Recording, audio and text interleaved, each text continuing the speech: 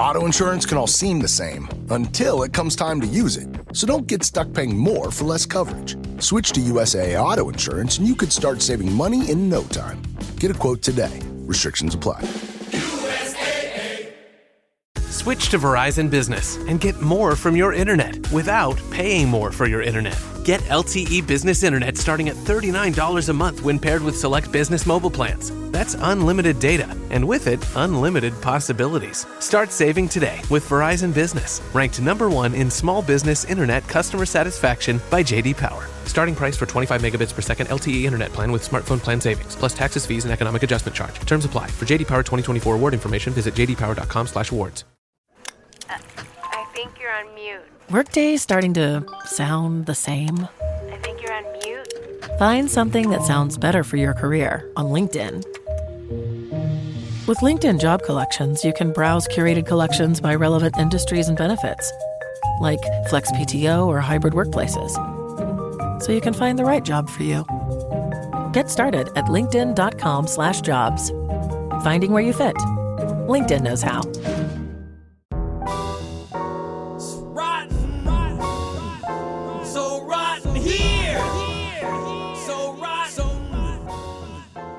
Matt, we are back with another episode of Weird Algorithm. We are continuing our journey into Poodle Hat with the second song parody, the second rap song parody, but our first guest on the Poodle Hat coverage. I am very excited because this is, I believe, the first time that we are talking to someone whose music video we discussed on the podcast. Hey, milestones. Yes. Josh Pilch, welcome to Weird Algorithm. Thank you. Yeah, I was just listening to you guys talk about our music video.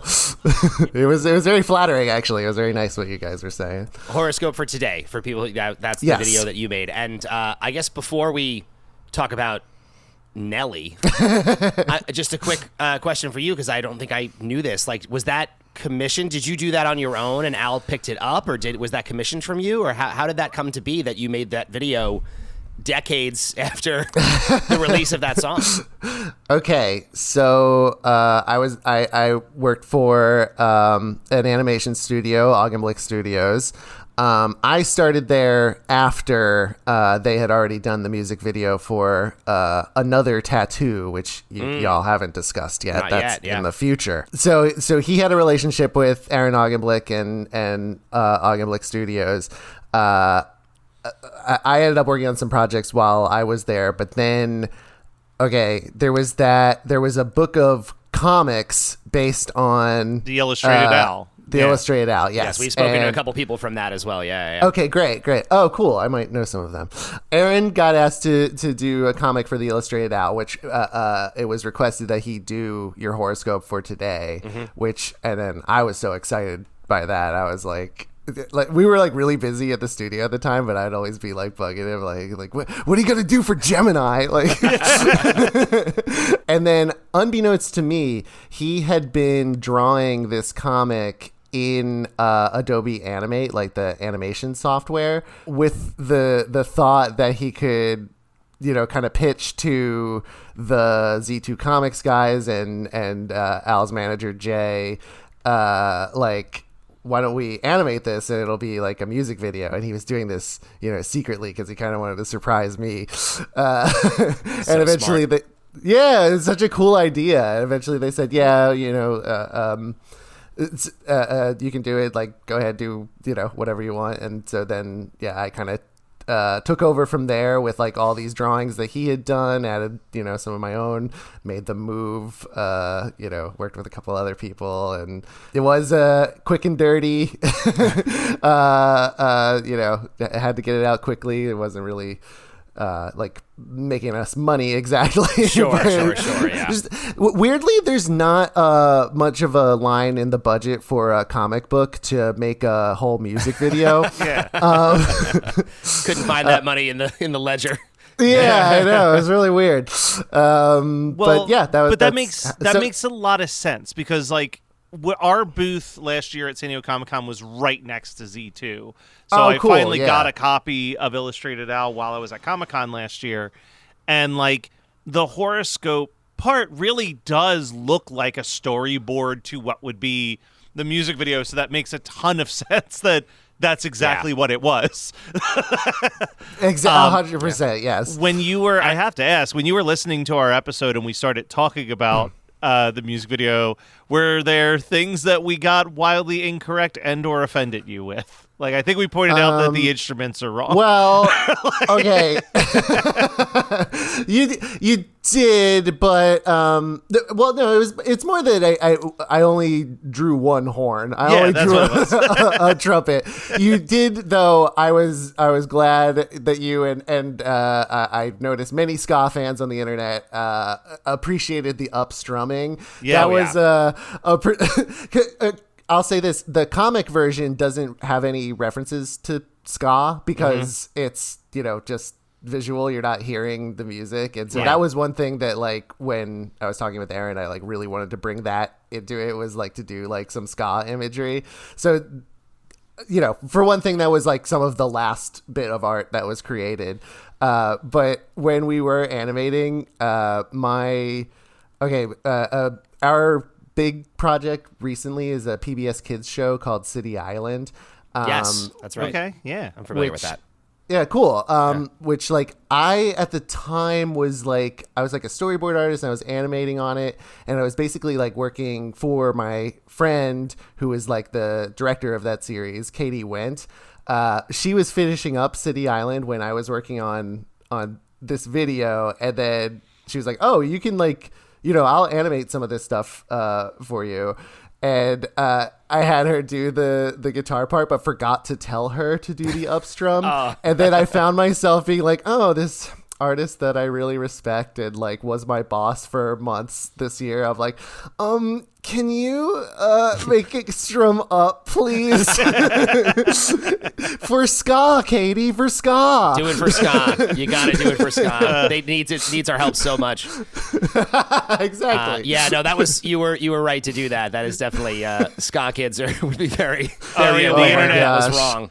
The internet would have Exactly. revolted against that Yeah. video. Otherwise, the very large section of the internet that is, in fact, ska kids. Exactly. Yeah. So, Josh, I have to ask you a question right now, because at the point that we're at in Poodle Hat, to give you a little behind the scenes, we've heard one parody that we both felt was really underwhelming with Couch Potato, but then we've heard what is among like the 10 best originals that Al's ever best. done Yeah. with Hardware Store. And now we're kind of back into the parodies with Trash Day. And where us as hosts have landed with our memories of Poodle Hat is this is really like the originals are doing a lot of the heavy lifting on this release. I'm curious, what is your opinion of Poodle Hat and why this song? Because this was one of the big ones that you really wanted to come on and talk about, and I'm imagining it's to defend it, not to dunk on it. What a strange thing. If I were a big fan, it was like, oh, I can't wait to tear this one apart. So Poodle Hat was a very important album to me, I'll say. It came out when I was in, I think, 8th grade. So it was like the perfect age to be listening to a new Weird Al album. And another project that I worked on recently with Weird Al was the movie, the Weird the Al Yankovic Story. Mm-hmm. We did there's a part where Al's dad reveals that he was raised Amish, and we did his sketchbook of like growing up as an Amish boy. That's so good. That's such a great moment. Oh my God. Wow. Thank you. So when I was doing that, I was like, okay, I'm going to do my deep dive, like re-listening to Weird Al and all that. And what I found was, I was like, Poodle Hat to me is like, except for Couch Potato, was like such a winner of an album to me. Like it starts in a way that I don't love, but then everything else, like I was like, oh, there's some like hidden gems on this.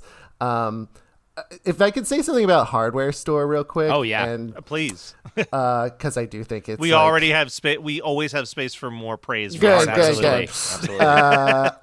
Well, I do think it's kind of his masterpiece, but I mentioned this on Dave and Ethan's podcast, and I want to say again that as an 8th grade nerd or whatever, like I was obsessed with trying to say all the things in the look at all this stuff, Alan Richards, gerbil feeders, toilet seats, and like I could remember it, but I'm like, I can't say it that fast, and then I learned that it was artificially sped up, and I felt a little betrayed. So I just want to say, I appreciate more ethical bands who put out tracks that say, like, I don't know, Teenage Dirtbag sped up version. Yeah.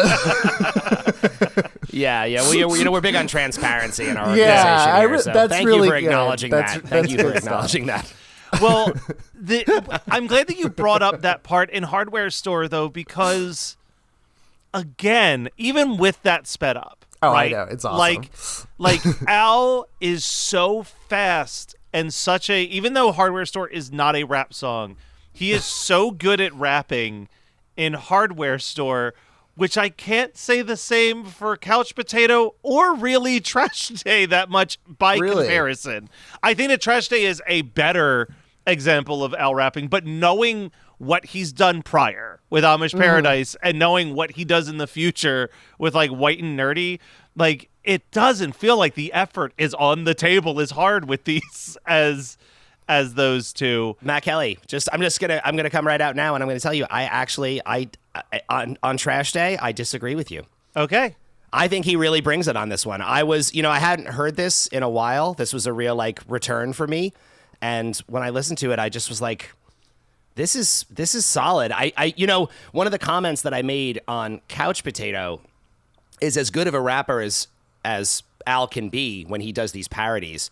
I felt like he really struggled to get Eminem's cadence and delivery right, which is understandable because Eminem is legendary for that very advanced cadence that he uses in his rapping that is still like people now to this day, even if they don't think the song is awesome, they're just like blown away by his technical ability.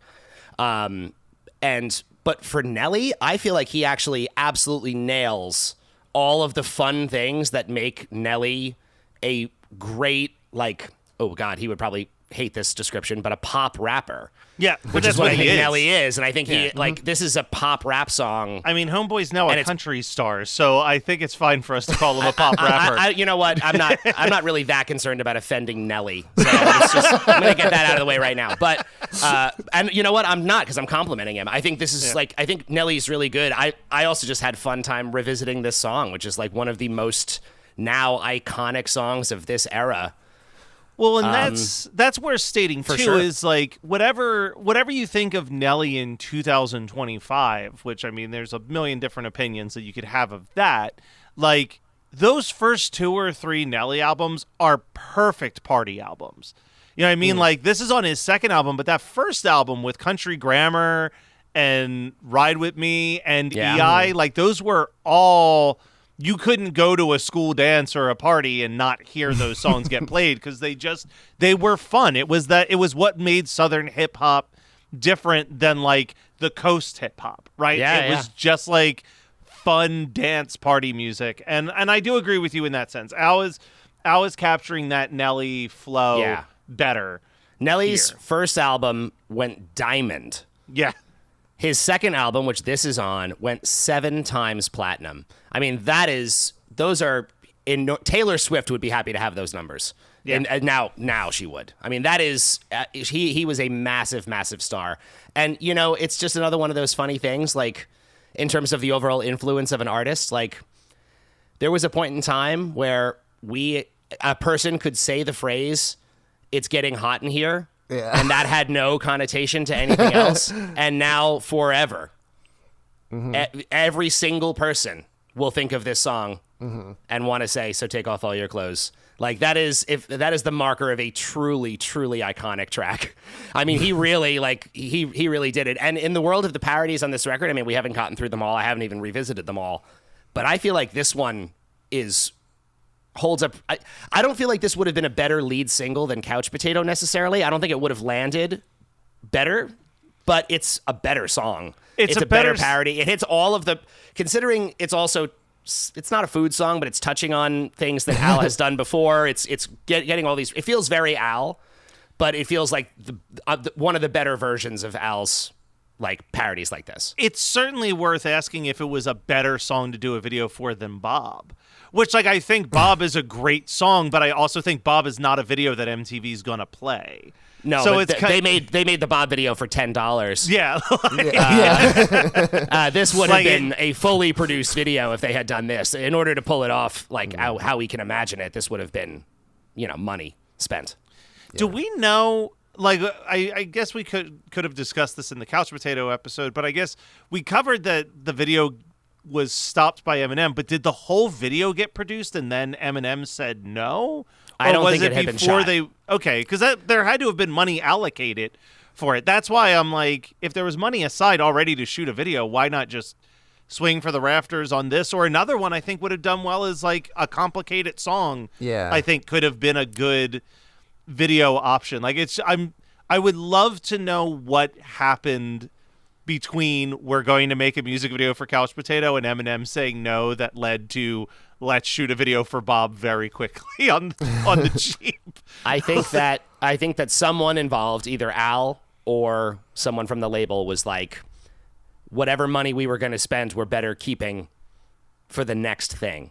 Yeah. As opposed to spending it now and, I guess maybe throwing good money after bad. If they thought, if at that moment the release of the album, Eminem saying no at the time he did must have just thrown off the whole release schedule. And even if they had started a video, they weren't going to have it in time for the release to coincide. So it's better to have a $10 video. So better to have a $10 video that they could show on Al TV and that kind of thing, even if it was a black and white Bob Dylan parody that, again, all this music from 2002 we're referencing. Boy, does that not fit the mold even a little bit. Yeah. Well, I've mentioned it before, but my absolute favorite tweet in the history of Twitter was when it was like right after Al had announced that he was probably not doing traditional albums anymore and was going to focus on releasing things on the internet as individual singles. And I believe the exact quote was like, this way I can be on top of timely situations. And then in a row, he released music videos for Craigslist, CNR, and Ringtone, and someone was just like, I'm so glad that Al's not putting out albums to put out timely topics like The Doors, Queen, and Charles Nelson Riley. Yeah. And he even like retweeted it and was like, fair point. Yeah, well, Poodle Hat, like a weird thing about Poodle Hat is like Complicated and Trash Day and I guess Couch Potato. Those are the ones that are like timely. Everything else, like it's like Piano Man and eBay. Even like this was like even I Wanted That Way was 4 years old. That was really old at that point. Like now it seems like it was around then, but that was like old at that point. It felt kind of like, I mean, for reference point, 4 years earlier on the polka, he's singing "Everybody Backstreet's Back," and right, and like "I Want It That Way" was the single after that.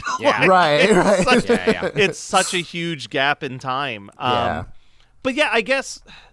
You know what? I came out hot on this. You know, no, what? It's okay. That's okay. You're speaking your truth. You're speaking your truth. But you know what? I'm going to back it up now because as you talked about, like, if I'm looking at the other parodies on this record, like, I definitely think that this is better than Couch Potato, and I definitely think it's better than Ode to a Superhero.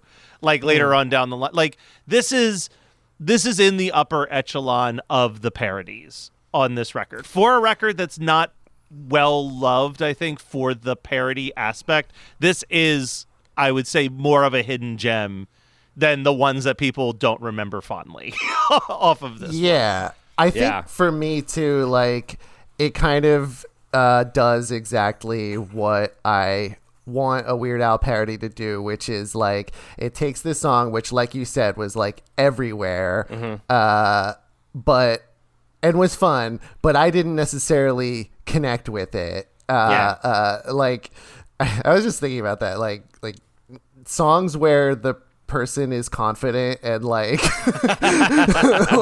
like is talking about how like, yes, for sure, like I'm going to like I'm an attractive person and I'm going to sleep with women, and it's like, what a strange thing to write about in my mind, even though that's very normal.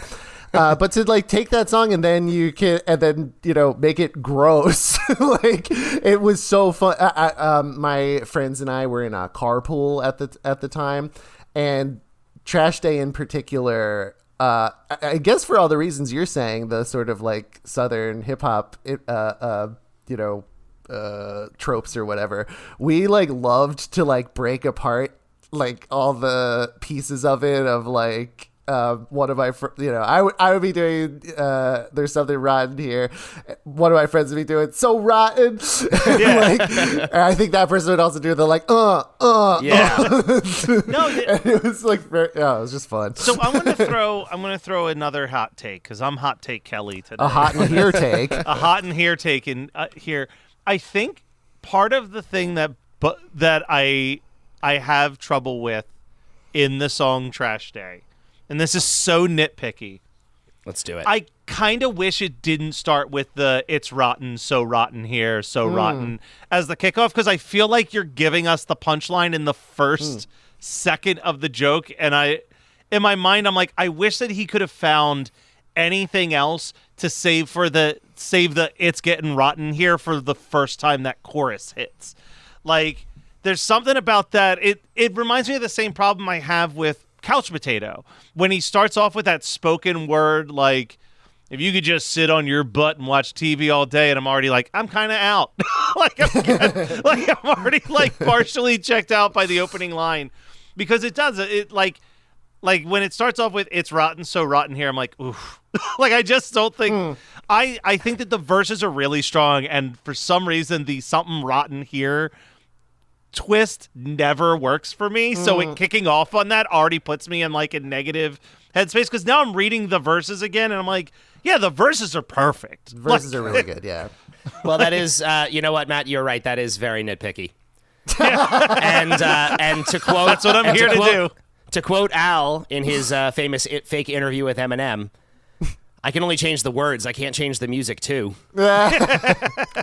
It is, if anything, it speaks to the comparison of these two songs at that moment of time. This was, I guess, a thing happening at that moment in time. His little setup, like the little like half-spoken, half-performed bit of the intro before the song actually kicks off. I kind of hear what you're saying, where like, even if he waited for the chorus, it's like, there's something rotten here. Is that the best way to explain like trash? But on the other hand, changing "take off all your clothes" to "you better hold your nose" makes me laugh so hard. That's good stuff.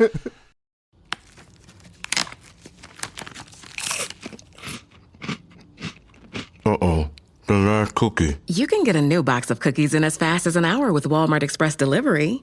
Are you my guilty self-conscience? No, I'm the voice offering you promo code EXPRESS for free delivery on your first order. Hey, who ate my cookies? You mean, these cookies? Order now. Welcome to your Walmart. Promotion valid for first express delivery order. $50 minimum subject to availability. Restrictions apply. Springfest deals are still in full swing at Lowe's. Right now, get 5 bags of Stay Green Premium Color 2 cubic foot mulch for only $10. And get up to 40% off select major appliances. Plus, save up to $300 when you buy 2 or more select GE kitchen appliances of $396 or more. Lowe's, we help, you save. Valid through 4/16, excludes Alaska and Hawaii. Selection varies by location while supplies last. See Lowe's.com for more details and qualifying items. Wow, this house is cute. But can I really get in the game in this economy? I do have savings, and I am responsible-ish. I should bury it. I'm being wild. But what if I'm not being wild, though? Could I actually score a... Kick off your home buying journey with Zillow's new buyability tool. It makes it easy to find out what you can afford so you can get off the bench and onto the playing field with confidence. Check your buyability only on Zillow. Do you know too much about your favorite musician's pet cat?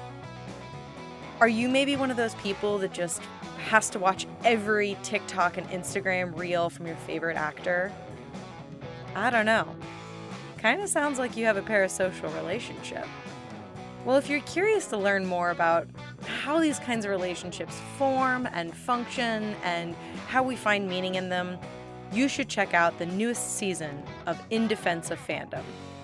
For Season 3 on the podcast, we'll be taking a deeper look at the relationship between creators and their fans. In the era of social media, fan conventions, and constant access to our fandom's favorite actors, parasocial relationships abound. In Season 3, we're taking a deeper look at this phenomenon, and even branching outside the world of TV.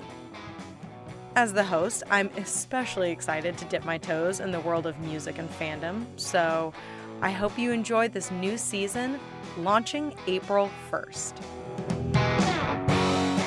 You can find In Defense of Fandom wherever you listen to podcasts. Part of the Geekscape Podcast Network.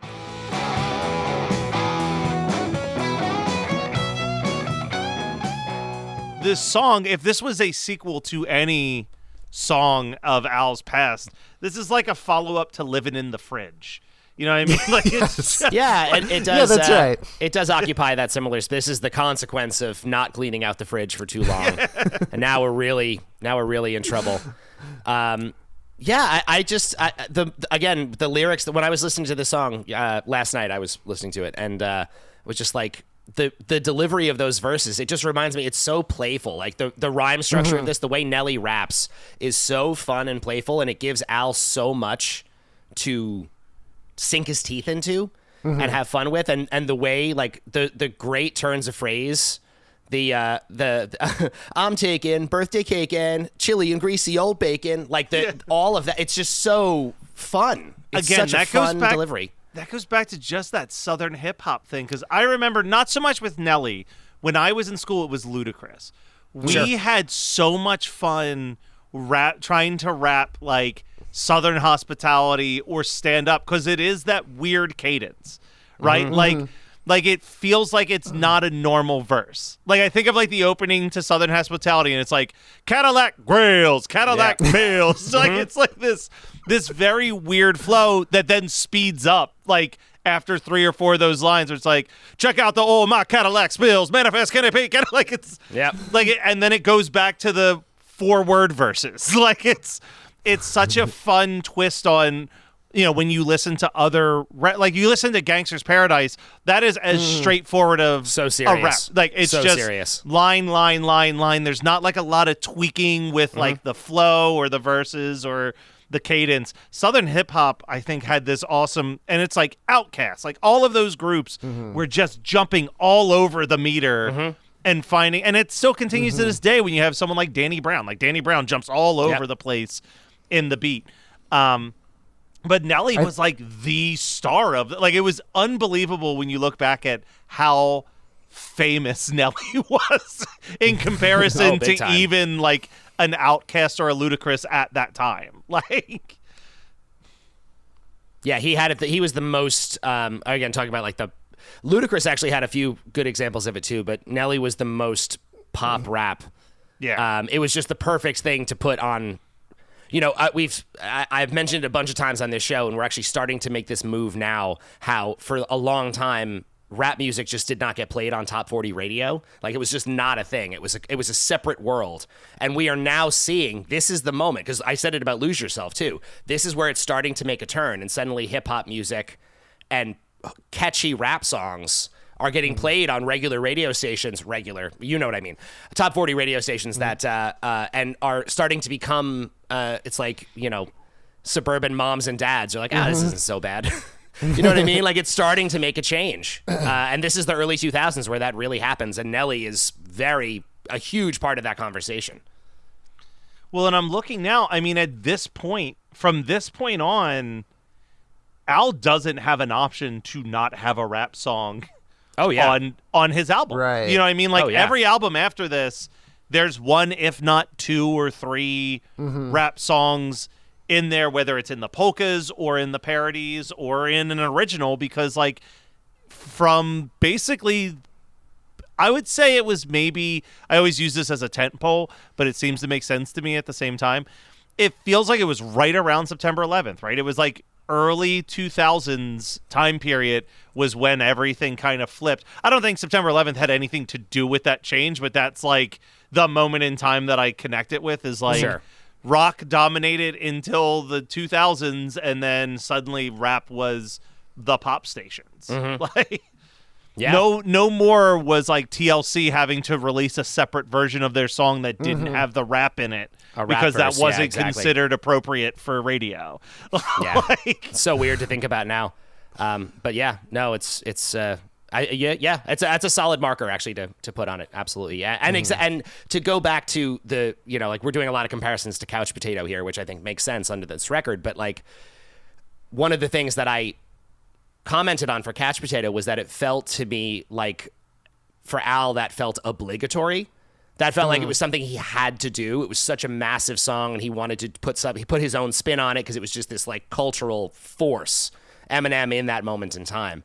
This, to me, by comparison, sounds like Al having fun. Yeah. And that's what I like about it. That's what I want to hear. This is like, I'm just imagining how much fun it must have been for him to write all of these dumb garbage pun lyrics around this song and hit those fun cadences and flip turns of phrase and stuff. And he gets to make great dumb jokes that he loves to make, like, you know, it's so bad the roaches are wearing slippers. And I also love the it's so filthy, baby, I can't lie. I wipe my feet before I walk outside. Yeah, that's great. That is a great line. That's a really good line. Yeah.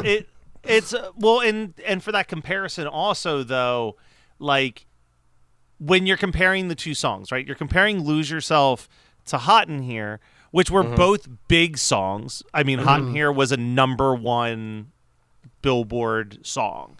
Yeah. But the takeaway from Hot in Here was the chorus, right? It's getting hot in here, so take off all your clothes. That's like the biggest thing from the song. If you put it on, there would maybe be some diehards that would know every word to the original song, but like for the most part, they would know the chorus and they'd yell like, "My butt getting big." Like there was like the random parts that you were supposed to know. Lose Yourself, it was like everybody in the world knew that whole first verse. At least the first verse. That was extremely iconic. It's true. And I mean, obviously the hook is also very, very memorable. I mean, everybody knows the hook of Lose Yourself. But and the Mom Spaghetti thing is so, like, was just like this silly lyric that took on a life of its own as well. Like, it was like there was so many things that he had to nail because there was like people knew that song in a way that they're like, "Oh, Hot in Here, I remember this." It was a completely different level of famous. So I agree with you. Like all he had to do was nail the chorus on this one, and the rest of it could be whatever. And I guess that's my problem is I feel like he didn't nail the chorus, but that's me. And listen, next week there's going to be some more nitpicking Matt Kelly on the podcast. I want to point out one other lyrical thing in this that I love so much, and it's one of my favorite like spins on something I think he has ever done, which is the top of verse 3. Now, in the original Nelly song, I'm going to read the lyrics. The top of verse 3 of Nelly's song is a little rough. I'm pretty sure this aired unedited because it's not inherently obscene, but I'm just going to... verse 3... Stop pacing, time wasting. I got a friend with a pole in the basement. Pause. And then you hear a girl's voice go, "What?"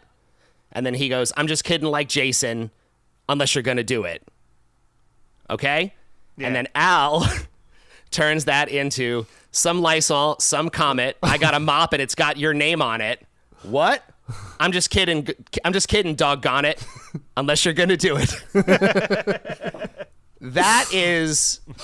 the best flip that is him flipping a really, especially now in this time, that is a very cringy, uncomfortable lyric that Nelly put into this otherwise very fun song, and Al turning it into trying to goat someone into mopping the floor I mean, sometimes he will do something like that is so genius brain to me that I really can't fully wrap my head around it, and that actually feels like one of those. That is so unbelievably clever. If the whole song's payoff was that line for me, I would be like, this is genius. Lily, it throws me back to the first time Lily was on the show talking about Rico Suave, where she talks about how like one of her favorite things that Al Yankovic can do is save a really cringy hit song.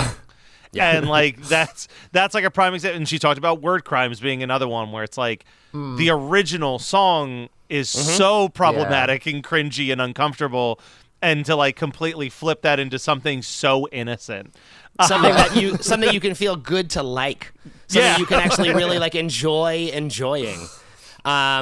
It's just, oh God, that gets me so hard. I love that so much. And even just also there's like, not that this is the most dirty song in the world, but it's a suggestive rap song. And I mean, it's not lost on me that there's also a little bit of fun pun there where he's taking a dirty rap song and then literally making it about garbage. Yeah. Another classic Al, like taking the joke to the nth degree type thing that he does. Yeah, I'm. You know what? I really didn't know when I came back to this one how I was going to feel about it, and I feel so pleasantly surprised. I had such a blast revisiting this track. I really do wish there was a video now. Like I said, I don't know if it would have really landed for him in the way that he obviously wanted Couch Potato to land. I mean, he wanted Couch Potato to land the way Amish Paradise landed. Yeah. He literally said that in his vision of that video, it was going to be the best video he ever made. And I'm sad we don't get to see that. I'm sad we did say 2 weeks ago, it's hearing the song now, like, I can envision a scenario where the video absolutely elevated the whole thing and added a lot more jokes to the mix, where there was like visual gags that he could have gotten into the track. Totally, yeah. I still don't think it necessarily would have moved the needle completely for me on that song overall. No, because again, like I said, I feel like it's some part of it is also just, we've also mentioned before how Al said his favorite songs to parody are often the ones that are very self-serious because it's just easier to let the air out of the, to make a joke out of someone being really serious is easier than when someone is already joking themselves. Yeah.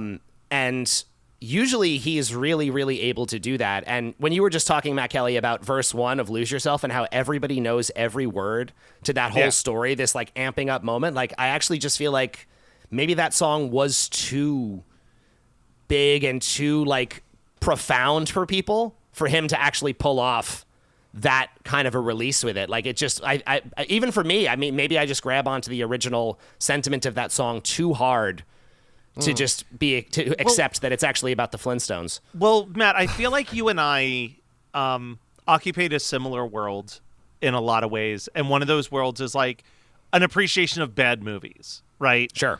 Mm-hmm. And there's this thing that happens where there's a bad movie, and like the example I always think of is like Cool World, right?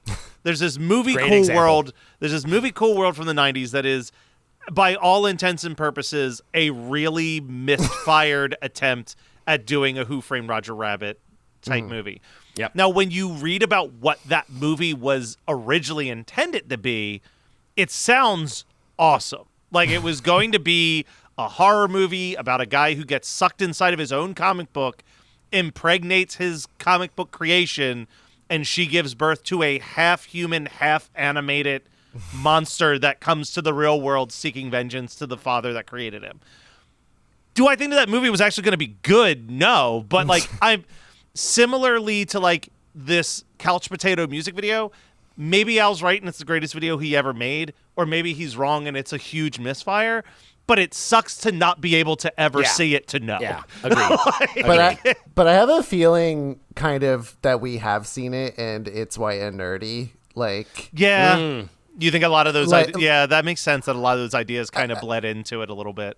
Or like, if not literally, like it's another, like, Couch Potato is tough because it's kind of just a list of shows. Yeah. White and Nerdy is also a list of shows and nerdy things, but there's a little bit more of a twist to it and a little more like actual like set up punchline style jokes. Yeah. And then to like pair that with this like rapid fire like images of all those things in a video and that while also having him in that like, you know, the nerd wig and everything, like it's just such a like synthesis of funniness. Yeah. You're absolutely right. That is a good point because I think White and Nerdy again ultimately as a song turned out better than Couch Potato, but you are absolutely right that video is constantly elevating every joke in that song. Yeah, exactly. Every single visual cue in that video is just adding on to the comedy, and that's why that video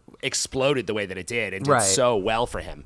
Yeah. No, that was that. I mean, White and Nerdy salvaged this album in a weird way. Like we were saying, this album is his up until after having like a nonstop run of great selling records. Poodle Hat was his first like fumble in over a decade because there was no promotional video and like White and Nerdy definitely was the like, yo, I'm still here. Like it really was like this waving his hand being like, like the way he's waving at people in the video was quite literally him being like, I didn't leave, I'm still here. But also I think there's something to be said again for the amount of time. Like I feel like something that has happened for Al over his career, we've pointed out that he has these markers of when he kind of re-enters the public consciousness. And it usually happens when he is able to like re-land with a new generation.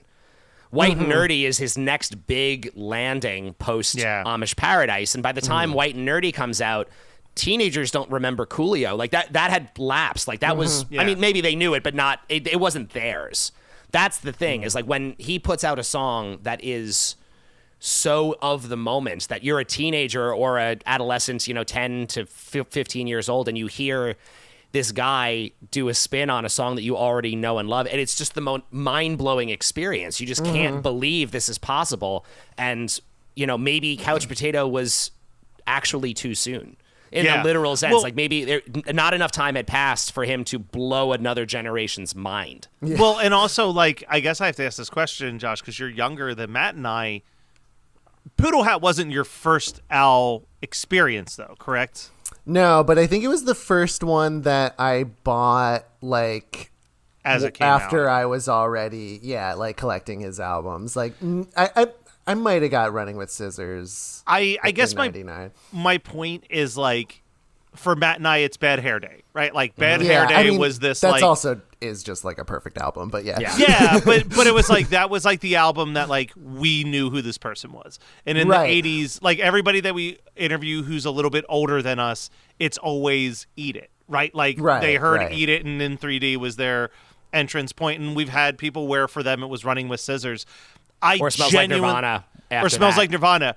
I genuinely don't think that I feel like you'd be hard-pressed to find someone where Poodle Hat was their entryway into it because of this music video situation. Or it would be more rare. Certainly more rare. Although, again, I think this song would have worked. I actually think Trash Day would have landed. If you were the right age and you had not heard this guy before, you knew Hot in Here, and then you heard this, even better if it had a video, but you hear this, I think this lands. I really, really do.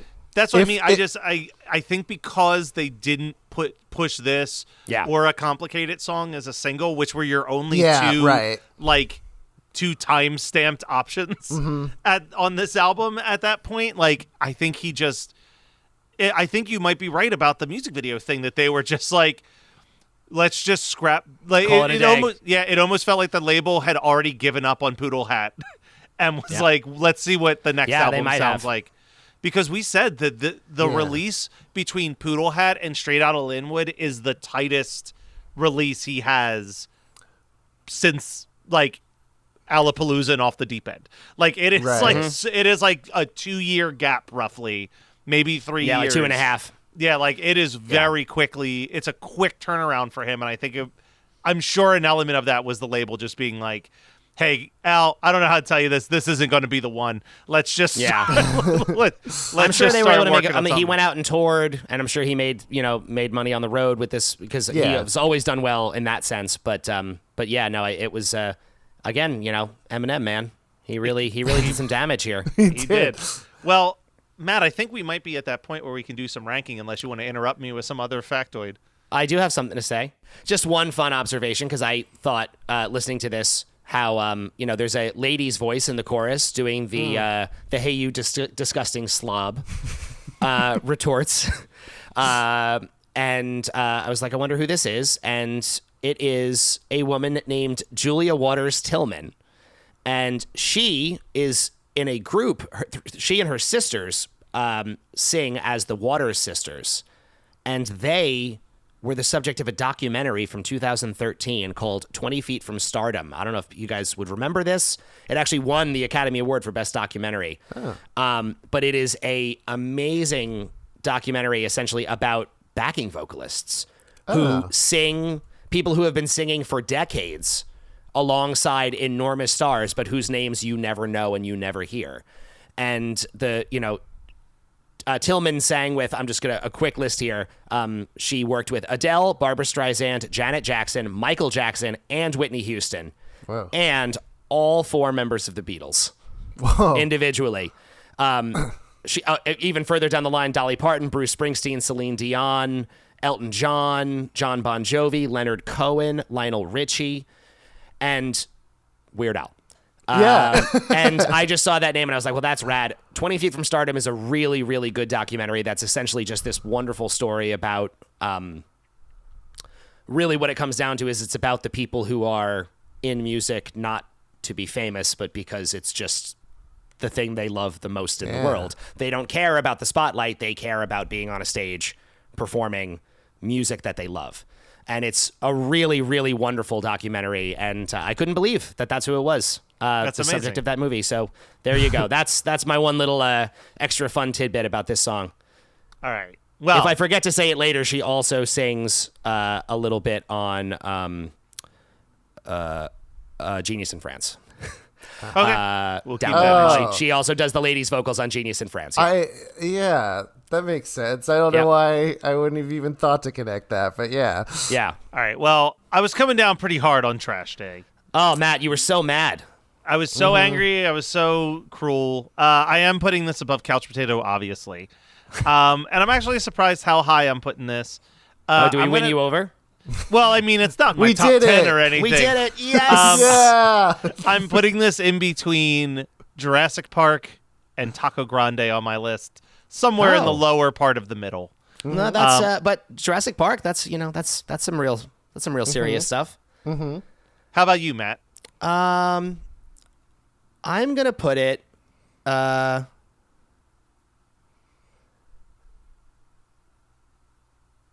Yeah, I'm just scrolling up here as I think about where I'm gonna put this. Okay. I'm gonna put it just below. This is always how I have to do this now. Something that I feel like is a good comparison, and then I could think of them side by side. I'm gonna put this just below I Can't Watch This, which puts it just above Alimony, which is pretty much smack in the middle for me overall. I Can't Watch This, I think, I have a slightly more fun time listening to that track. Talk about another, that's, wow, I hadn't even thought. Couch Potato and I Can't Watch This have so much in common. Yes. They're both rap songs, him talking about TV shows. And I might have even said I Can't Watch This is another, just a more fun version. It just feels like a more fun version of that idea. And this I also find really fun, just maybe slightly less. So there you go. Yeah. All right. Now, Josh, I totally fumbled and forgot to send you a list. But we do a thing over here called guest rankings, and here's what you get to do. You get 2 pieces of responsibility, my friend. Right. Number 1 is you can put Trash Day anywhere you want on this guest ranking, and then you can pick one song that you think is dramatically too high, dramatically too low, or maybe just you want to really celebrate a deeper cut and bump it up the list. And you can rearrange the ranking however you want. Okay. So right now, our number one is your horoscope for today. Well, that seems right. That all the way feels good. We feel good about that. And our very bottom is the saga begins. The saga begins thanks to UH Jeff, I believe. Thanks to UH Jeff, yeah. What a power move. That's Jeff. That's Jeff. I know. It's Jeff, Lily, and Kelly. Those are our three wild cards when it comes to ranking. Our guests who are mad with power. Well, okay, so it feels like Trash Day, I agree, needs to be like kind of in the middle. I'm immediately putting it above the saga begins, thanks to Jeff. Yeah. But better than syndicating, better than living in the fridge. I probably should live right around there with living in the fridge. Maybe between, above living in the fridge, below Achy Breaky Song. I think that's a good place for it. And it feels like I'd have to move up Saga Begins, but I won't do that to Jeff. I'm gonna leave his insane choice here. I need to say my favorite thing of the power play, whether it's a Saga Begins or Eat It, is that someone will drop it to the very bottom of the list, and then for months, every guest it's like, that'll be someone else's problem. Every guest is horrified, but then goes like, I'm sure someone else will take care of this later. And then Eat It lives at the bottom of our list for months. That's great. All right, I need to find something that I really like that's toward the bottom. Okay, I'll scroll to the bottom for you. Let's see. Don't wear those shoes. Let me be your hog. Number one. No, I'm just kidding. Go. Let's this is so important.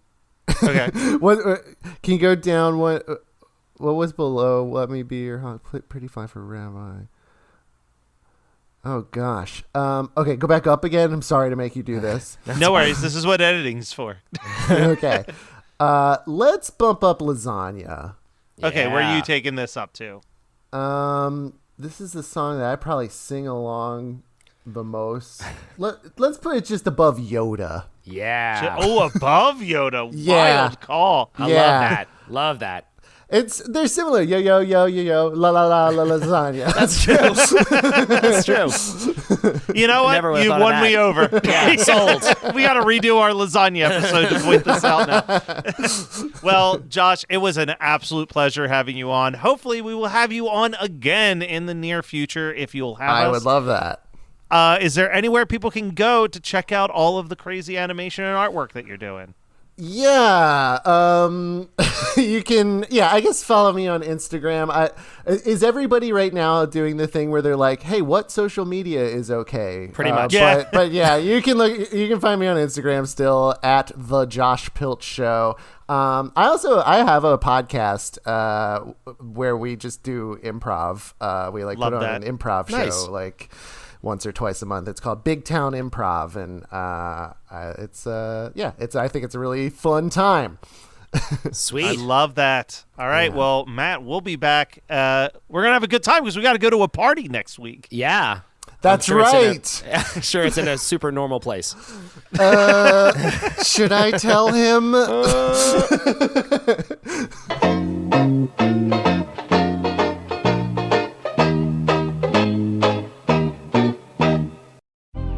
Some things work better together, like NARS's Soft Matte Complete Concealer and Radiant Creamy Concealer. Soft Matte Complete Concealer erases and blurs imperfections with full coverage. Then, Radiant Creamy Concealer evens and brightens with a luxurious texture and radiant finish. 2 concealers, 1 flawless look. Perfect for a no foundation base. NARS, better together. Visit Ulta to shop now. You're listening to the Geekscape Network.